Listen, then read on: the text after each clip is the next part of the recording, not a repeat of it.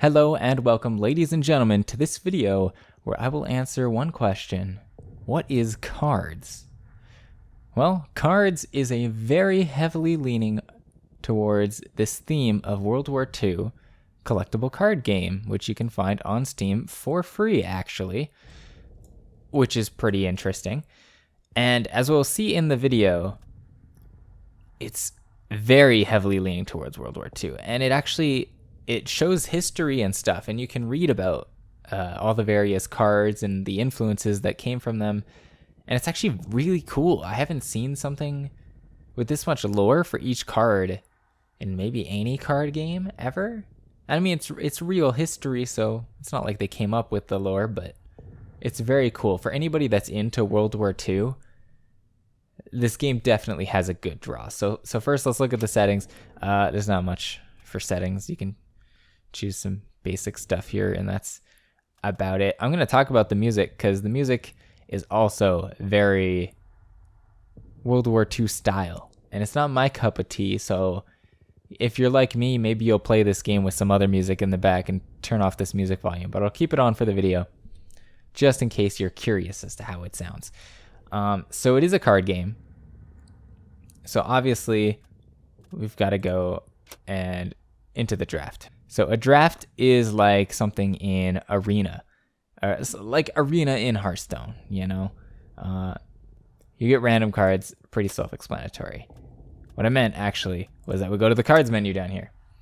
Okay, so you get 5 starter decks, one for each nation. One for each of the 5 most major nations in the game, at least. So you have German, Britain, Soviet, USA, and Japan starter decks. I've also created a deck down here. So if we were to make a deck, you start by selecting your main nation, and you can have up to 40 cards, which is the limit. So say we were making a deck for the US, all right? Then you can have an ally, and it doesn't have to make sense. You can have US ally with Germany or Japan or Italy or France, anybody you want. So let's say we want US and we want our ally to be Italy. All right.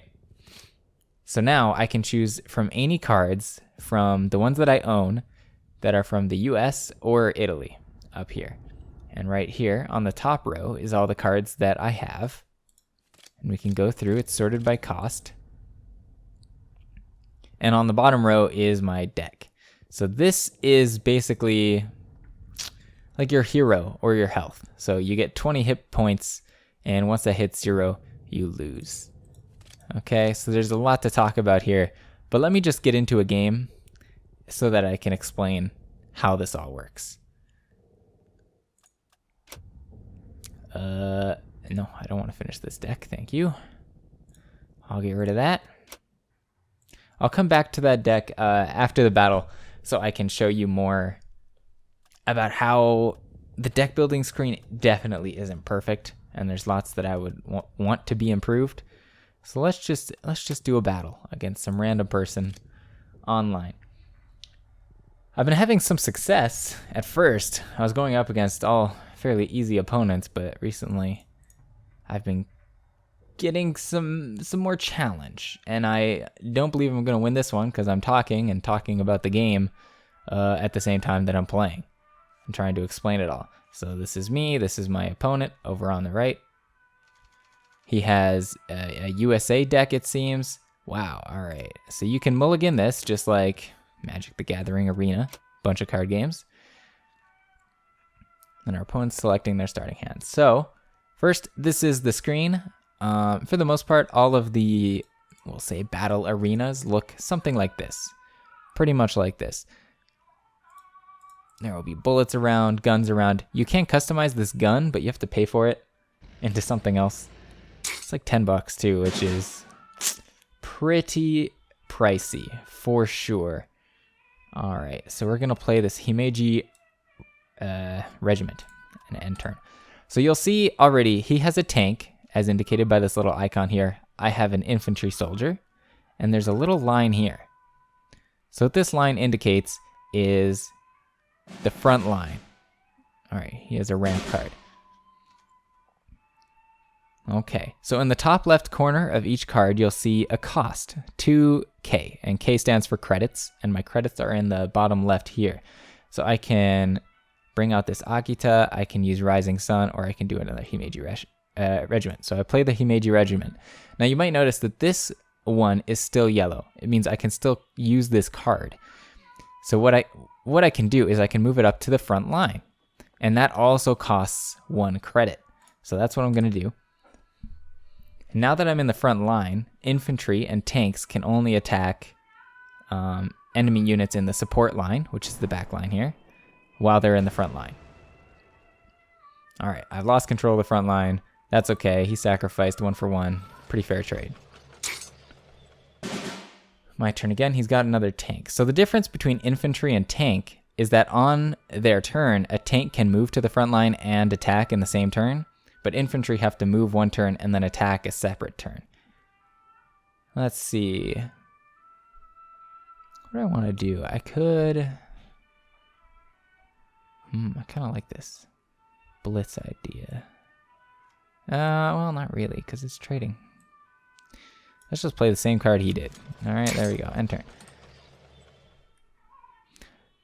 So there's a really cool mechanic in this game which really affects the way it plays, and I think it slows it down a lot. So if you want a slower card game, this just might be it for you. If you want something faster, I think it will hurt. The idea is that even once your cards are on the field, it still costs credits, which is like mana in Hearthstone or something else. Darn it. Just to use them. Moving your units and attacking with your units costs credits. So you'll see on my my Churchill Mark IV here, the big number is a 5, but then there's a little 2 under it. The 5 is what it costs to put my Churchill onto the battlefield, and the 2 is what it costs to do anything with it. It's operation cost, they call it. So to move the tank, it costs 2, and then to shoot with the tank, it costs another 2 on top. All right, so he wants to attack me. This is a stupidly easy trade, really. I mean, oh yeah, you can communicate. There we go. Do that. I still have 3. That hurt, he says. I'll play my little Hurricane Mark I. So my Hurricane Mark I is a fighter. And as it says, fighters can attack targets anywhere on the battlefield and prevent enemy bombers from attacking other targets in the same front. And again, there's a support line, or support front, and then a front line. So a fighter can prevent a bomber from attacking anyone in the same row, basically. All right, so he plays his own fighter as well as a tank. All right. I could sacrifice my fighter for his, because his seems better. Mine really isn't all that good, to be honest. It's not a good card. I should have gotten rid of it, but I didn't. Oh well. +3 attack against ground unit, so he could almost snipe my tank if I played it now, which makes me very sad. Instead, I don't know. So as you can see, my fighter plane can attack anywhere. So I could attack his his HQ. I can attack either from anywhere. Perhaps you've noticed already. You probably have. But units in this game do not recover health after each turn. It's not like Magic the Gathering in that way. It's more like Hearthstone, where your units attack each other and they both take damage equal to the other one's attack. So say this unit, my 34th Infantry Regiment and this Type 95 Ha-Go fought, my infantry would win and have only 1 health remaining. They've taken the front line, but they're out of credits in the top right, or in the top left. So they can't do anything. So they leave it to me. Now it's my turn. Could play one of my tanks here. So there are also keywords. So you'll see Blitz on this Akita Regiment means it's like haste, basically. You can put it onto the field and move it in the same turn. But haste isn't as good in this game as another one because it still costs you that extra credit to use it after you've summoned it onto the playing field. I think this is probably the right thing to do. And I'll kill that. And I'll move you up to the front line.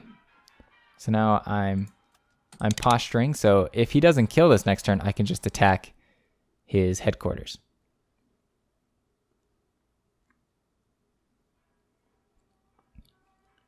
Or any of his other units. So he is going to use his plane to shoot it. It did have the effect of dealing 2 damage to a random unit, so it did 2 damage to this one, which makes it a pretty easy trade for my cheap little 34th Infantry Regiment, which also has its own little trigger effect at the end of my turn, remove the top card of my deck from the game. Not great, so it's okay if I trade this guy away. Oh, he's actually buffing it, so I can't trade it quite as easily now. I'll have to do some fancy plays now. Alright. Another Rising Sun. These are good cards. If you control a Japanese unit in the front line, draw 2 cards.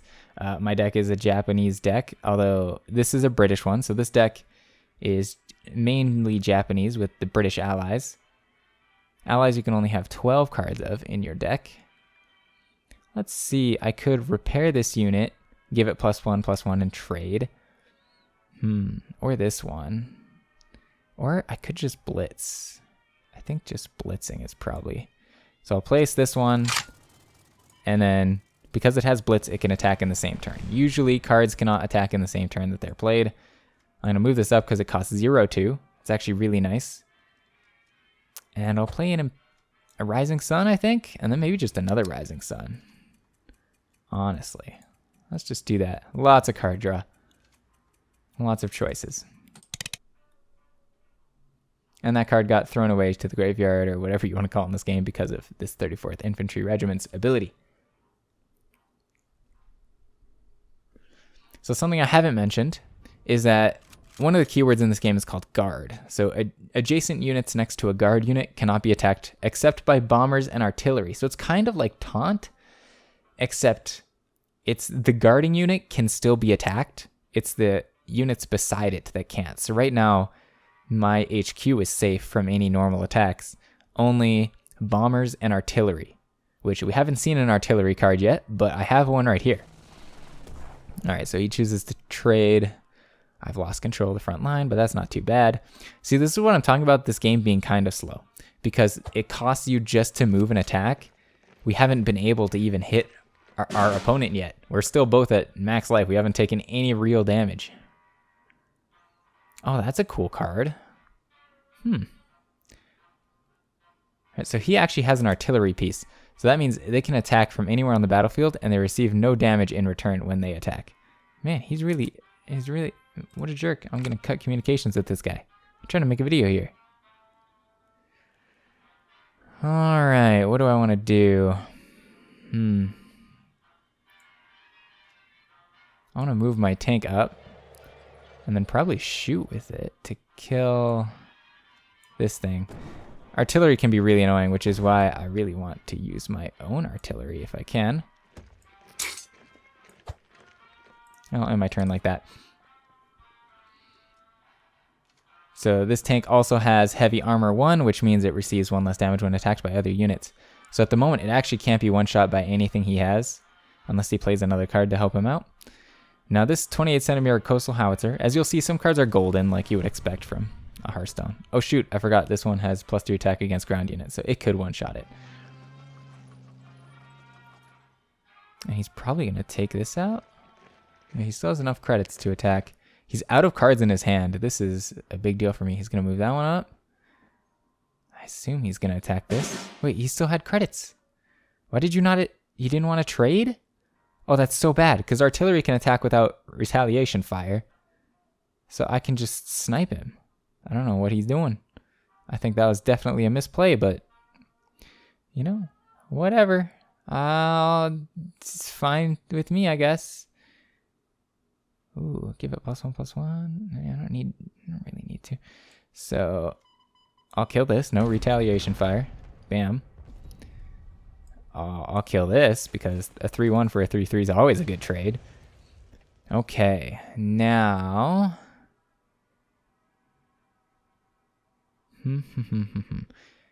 he can hit this, but it'll only do 1. This one, oh, he'll snipe me. That sucks, but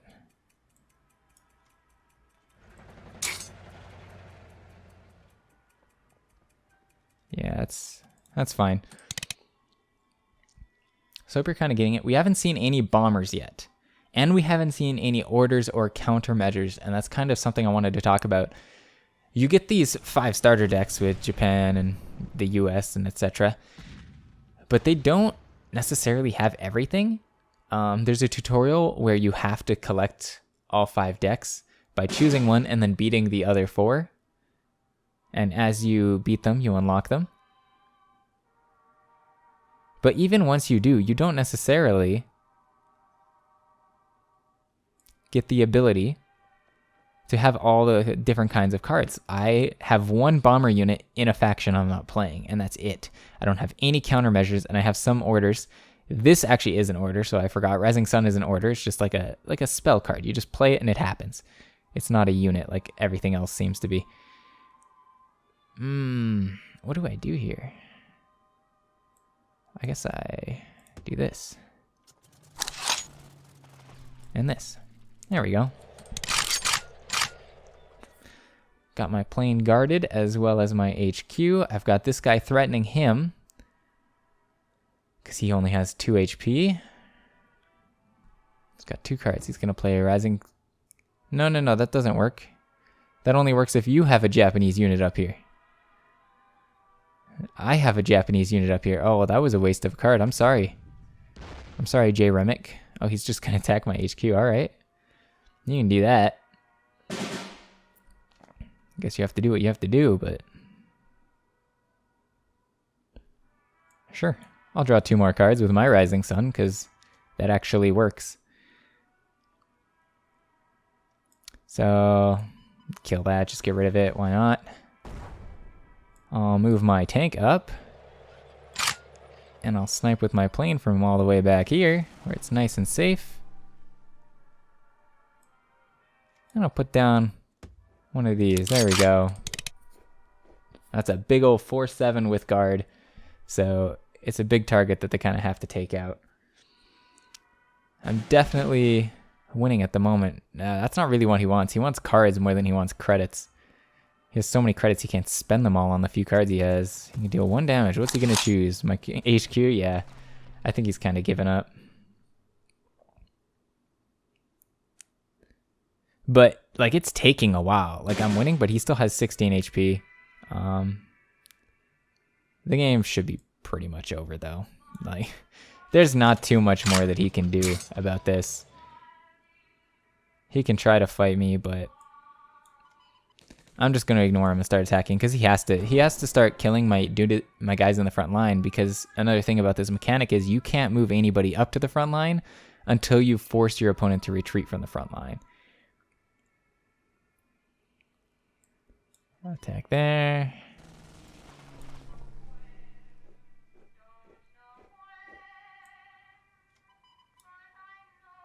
Yeah, play that, I guess. Move that up. There we go.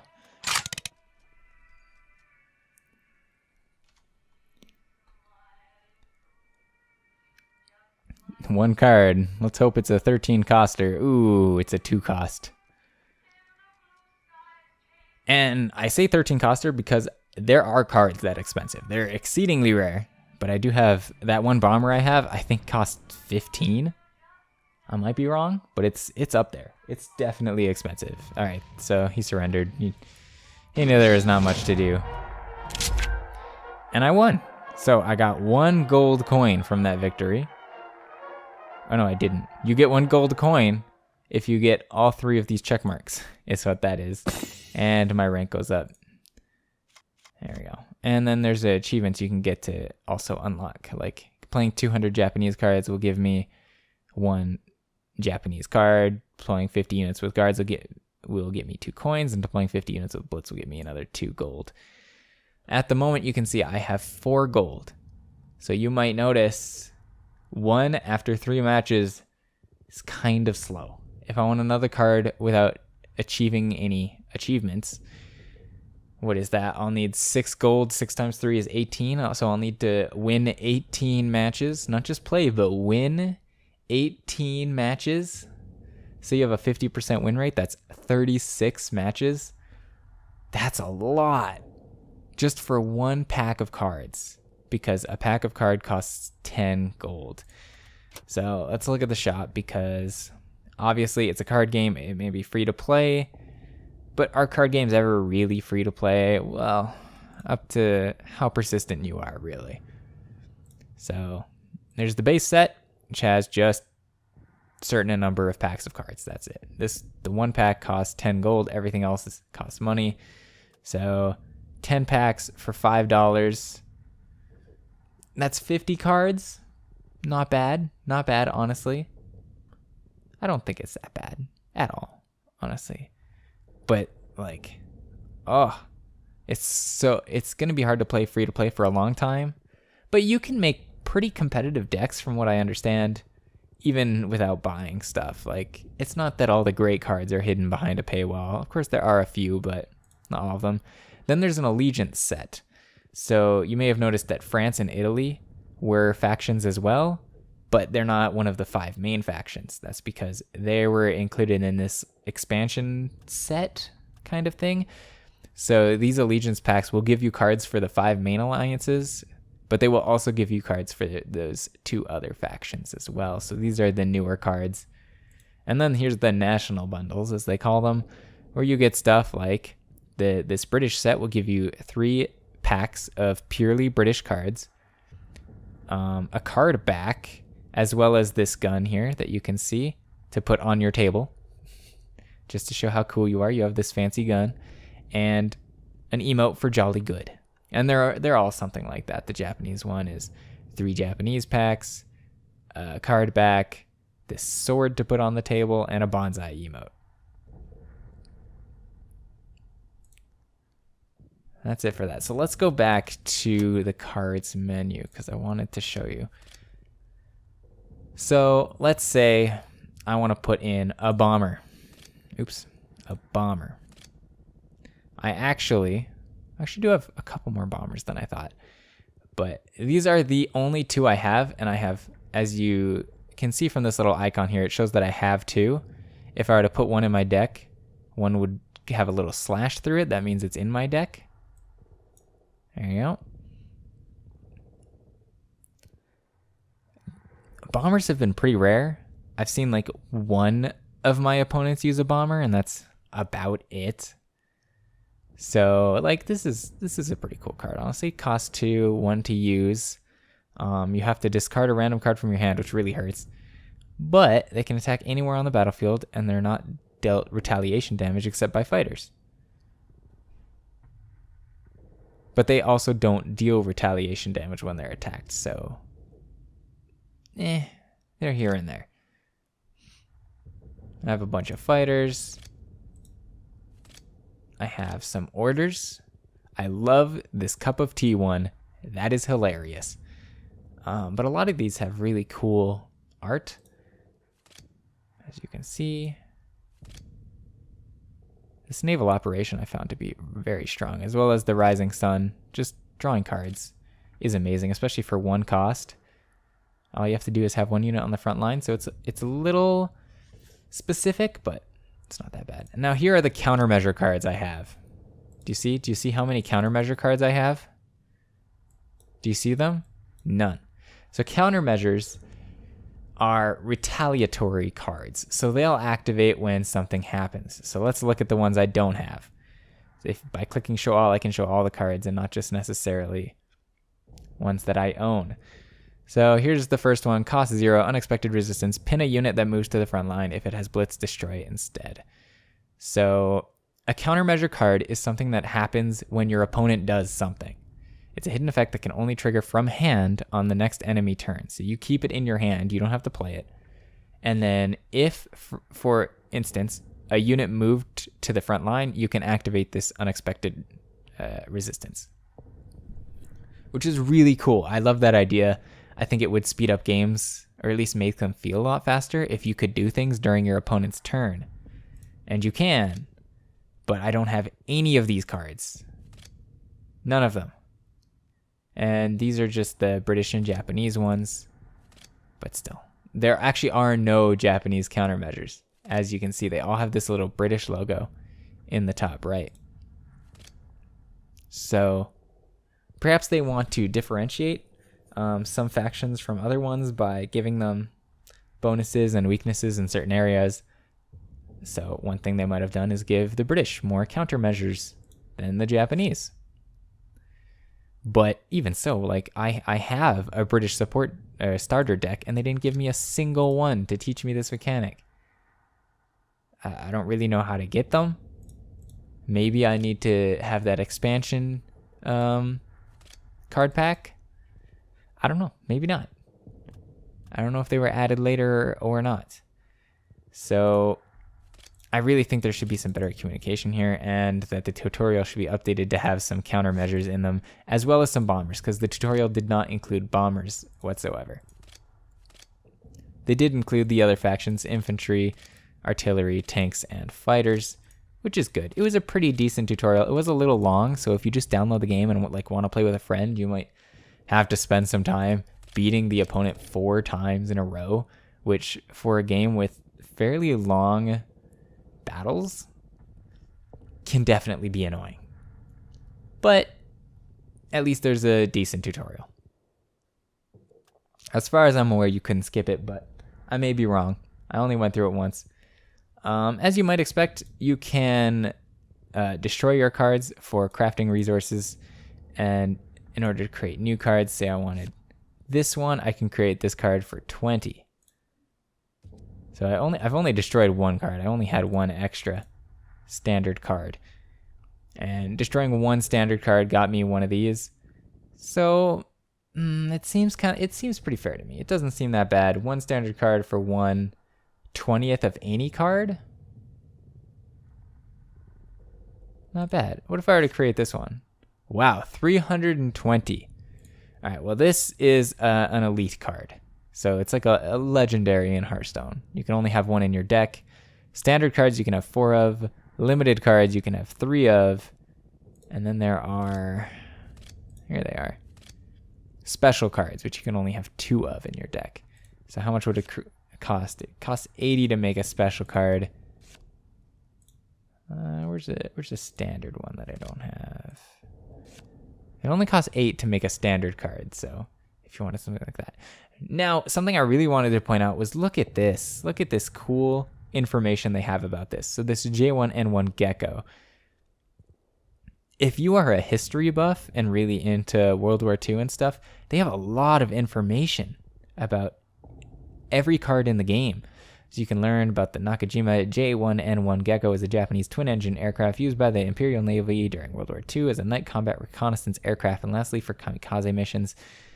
It's first introduced here. It had these kind of guns at this angle, blah, blah, blah, blah, blah. By the end of the war, a number of geckos were used for kamikaze attacks where they had 250 kilogram bombs attached to the wings. Dang. That's crazy. Well, let's look at this Hurricane Mark II-A British aircraft. It was a British fighter aircraft built in 1948 and used by the Allies throughout World War II. The aircraft was the Hawker Hurricane variant, where they first experimented with fitting cannons. Wow. Look at this. Gladiator Mark I biplane fighter aircraft. British biplane fighter used by the Royal Air Force and the Fleet Air Arm. While the Gladiator was the last biplane fighter aircraft put in service by the RAF, it was used throughout World War II and saw action in almost all theaters of the war.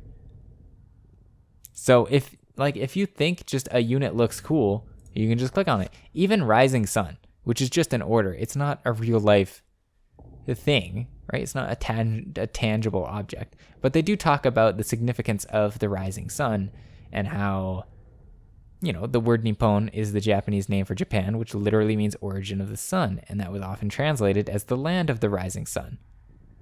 And that's how this whole thing was created.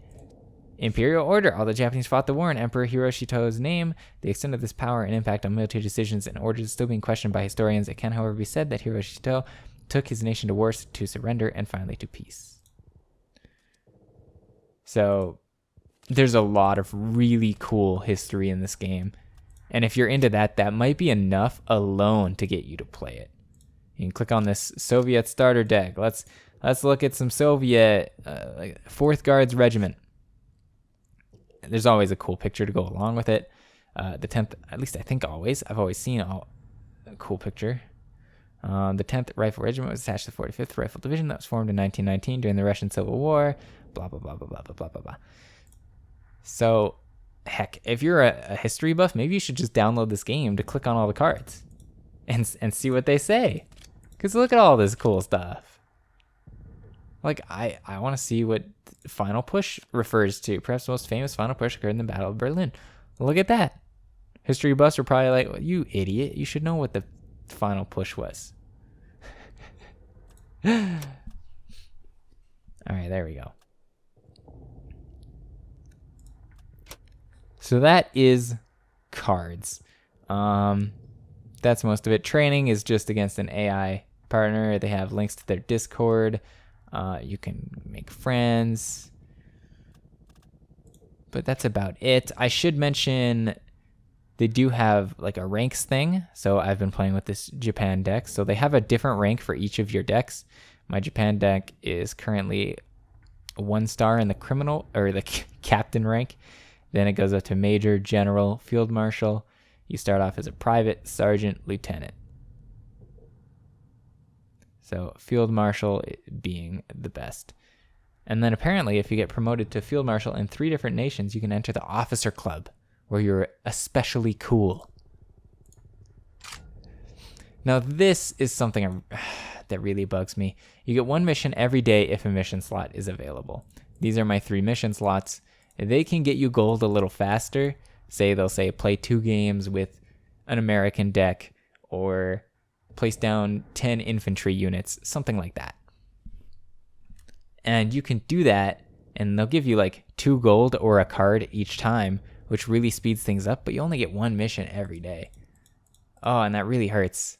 If it was a little faster, I really feel like this game would feel more friendly for free-to-play players, but it's a card game. You almost have to expect that you spend a little bit of money, but you totally don't have to. There are all of these achievements. There's 421, so they'll keep you going for a while.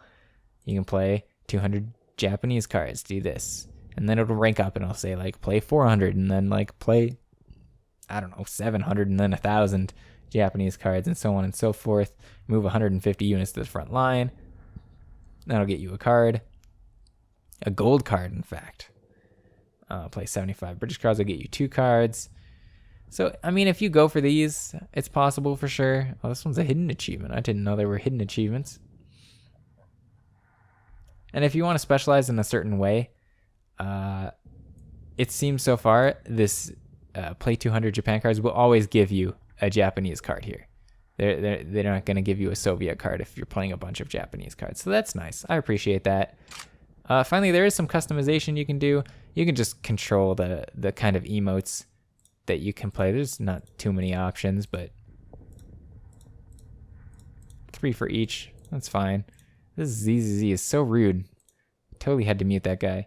And then I had a Luger P08 on the table, and I could have switched that to this Gunto sword if I bought that $10 nation pack thing. And you can have it separate for each of the factions here. America gets grenades. Soviets get that TT-33 pistol, stun gun for the Brits, and an M24 stick grenade for the Germans. All right, I think that's about all I have to say. I do think the combat's very interesting. I think the whole frontline mechanic and the fact that moving and attacking with your units costs you credits slows down the game, but I think it's unique, and I think that's what Cards needs to do if they want to compete with some of these other card games. I don't think it'll ever be a Hearthstone size thing. I mean, the whole World War II aesthetic is too niche, really, I think. But for the people that are into World War II and want a slower card game, this is probably the perfect card game for you. I think so. If you wanted something super fast, this might disappoint you, but you'll probably have some fun out of it anyway if you like World War II or if you just want to read the cool history facts. Thank you very much for watching. My name is Khanpeki, and I hope you all have a dandy day.